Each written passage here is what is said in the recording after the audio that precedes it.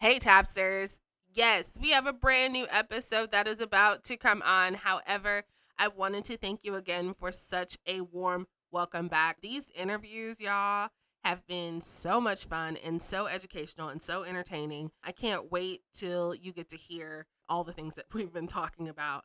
So definitely stay tuned. Make sure that you are subscribed so you know every time, every Thursday when an episode is dropped. I also want to let you guys know there's only a couple spots left for the Travel Agent Podcast fam. I hate to even call it that because it's so much more. If you have been thinking, man, I really would like a solid plan before I go so I know what I need to capture.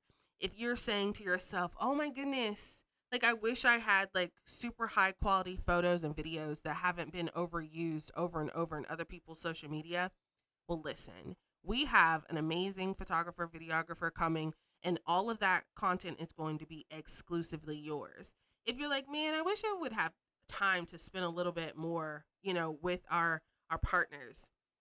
We are going to, over the course of 6 weeks, be able to build real relationships with our partners so that you have the tools and the resources to curate the most amazing itineraries and experiences for your ideal clients. So, if you are looking to do bucket list, if you are looking to start building amazing itineraries to South Africa for your clients, this is the fam for you. And again, there's only a couple spots left, and I'm keeping it really small because I want it to be an intimate group of people who really get everything they need out of it so that they are even selling this out before we even go. So if that's the kind of fam that you have wished for and that you're looking for, go to the travelagentpodcast.com/fam trips with an S and just set up a call with me so that you can learn a little bit more. And with that, we are going to start the episode. Welcome to the Travel Agent Podcast. I'm your host, Aylin Blanco. I interview successful industry professionals and share my personal journey to becoming a travel agent. The show is for aspiring travel agents and travel professionals at every level. My mission is to uncover the universal keys to thrive in this business. Join me as I take a closer look into the life of a travel agent.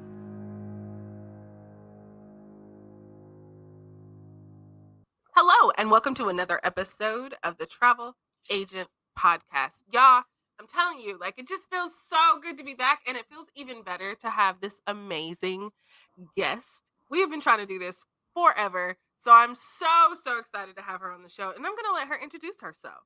Hello, everyone. This is Nadège Lark, and my focuses are luxury and whiskey. My companies are Limitless Larks Luxury Services, and my whiskey brand is Whiskey Her Away Travel and Tours. Happy to be here. Oh, I'm so excited. Okay, so I'm going to kind of change things up. It's a new season, so we're going to do things a little different. Absolutely. Although I know you, I still kind of want the audience, the tapsters, to hear your story. So we are going to say, how did you end up as a travel advisor? And, where did that all start? And then we'll kind of get into some good stuff. Fantastic. Well, everything started, I became a travel advisor. Well, I entered the travel industry actually back in the 90s. I worked for a boutique firm in Atlanta, Georgia, that was very high end and very posh. And I actually was, kind of like the back of house person. I helped out with itineraries. I did the research. Every so often they, entrusted me to help one of our clients get from point A to point B, but very few, very rarely. I pretty much stayed in the back of house, but it's always been an industry that fascinated me. But back then, of course, I think for those of us who at least were around back then, travel agents went from being like the one person everybody has on file, including your dentist, your doctor, and your travel agent, to, the rug was pulled out from under the industry with the realigning of commissions and so on and so forth. And of course, the dawning of the internet. And everybody having a home computer. Fast forward, I had a very successful and happy career in corporate America. I left and decided to just, okay, fine, I was burnt out. I needed to do something different and to find my mojo and to kind of refresh. And travel has always been able to do that for me. And so it really was not that far of a leap. But I credit one of my best friends, Connie, for even putting me, posing the question, well, why don't you open your own agency? And eventually, that's what I did.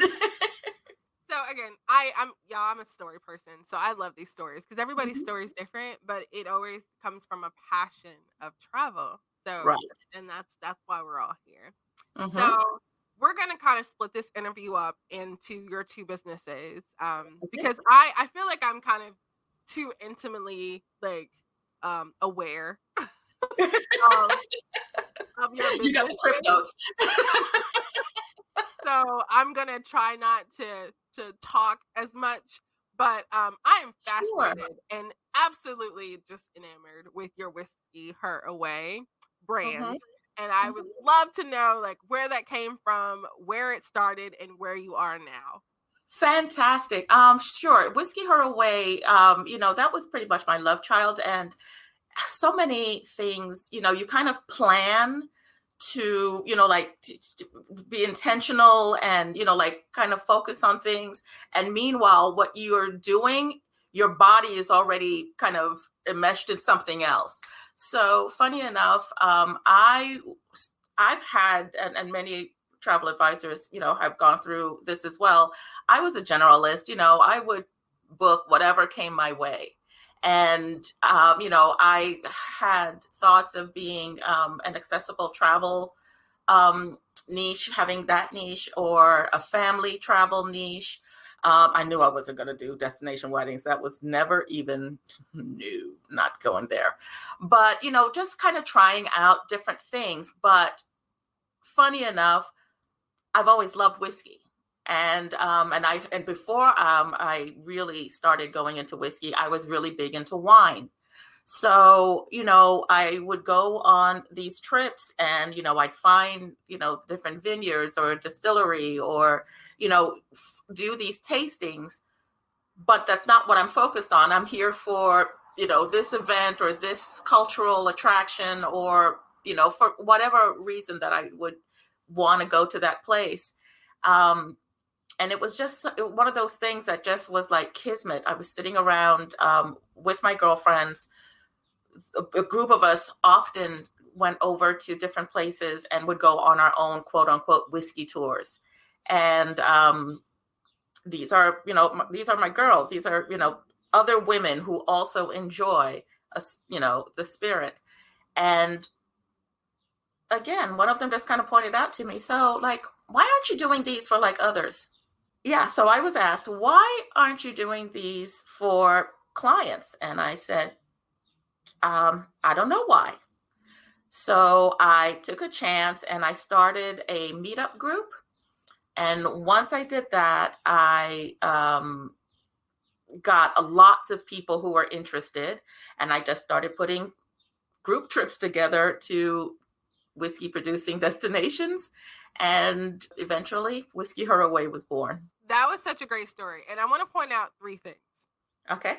The first thing is that the story is the same. Everyone typically comes in a generalist. And I Uh-huh. think a lot of times we overthink it. It's the things that we actually really, really enjoy are the things that we should be doing. Right. And I don't know why it takes so long to get there.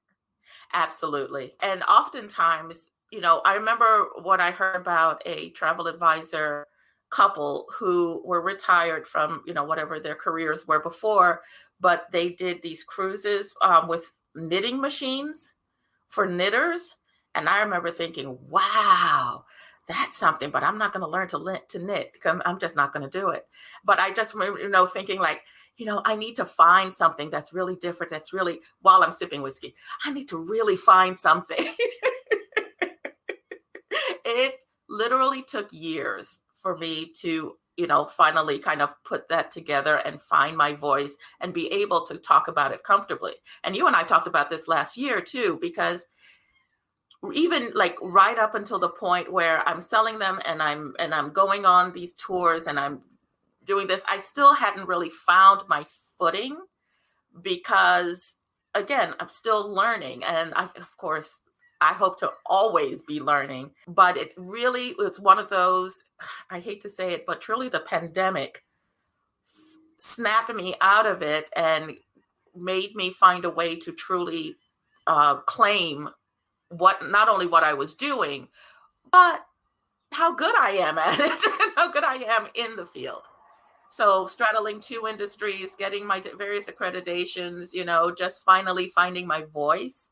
And that was something that we talked about also with Clubhouse, and just being able to truly own it has done so much for my business.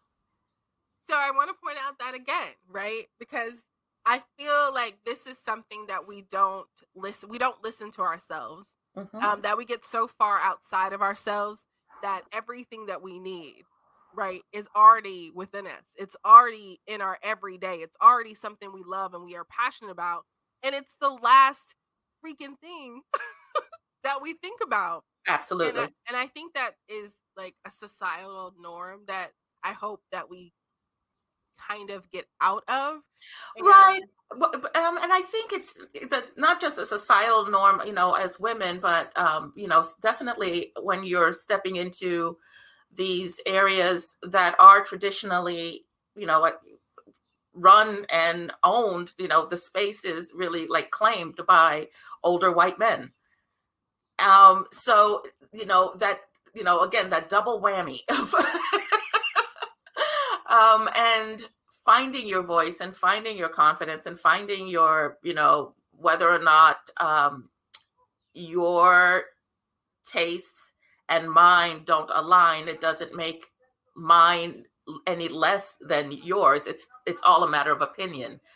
It's a matter of, being comfortable with what you're tasting, where you are, and being in your own skin. And I think that's part of the reason why I'm such a big like pusher of relationships, because when you start to find your people and you start to have the people around you that you need to help you see that, it makes a difference.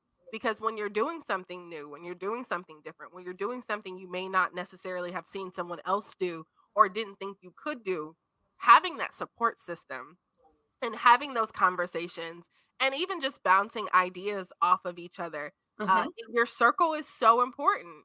Right. And I just really feel blessed to be a part of your circle, because I Not have just a learned so part of much. my circle, but I credit and I will always sing the praises of those who have challenged me to think beyond.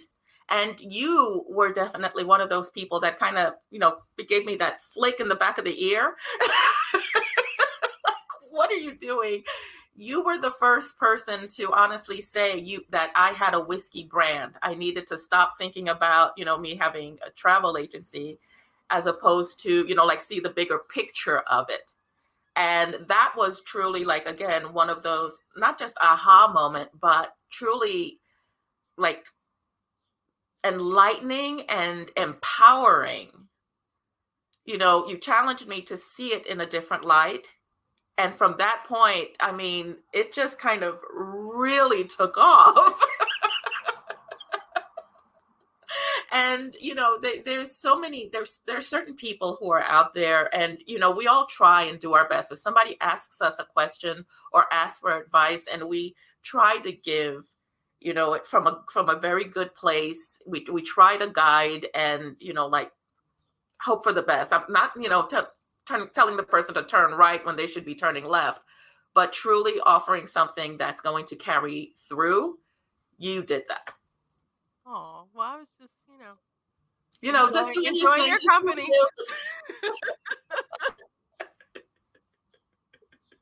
So, what is going on with Whiskey Her Away? Well, okay, so I have done some regional trips, not to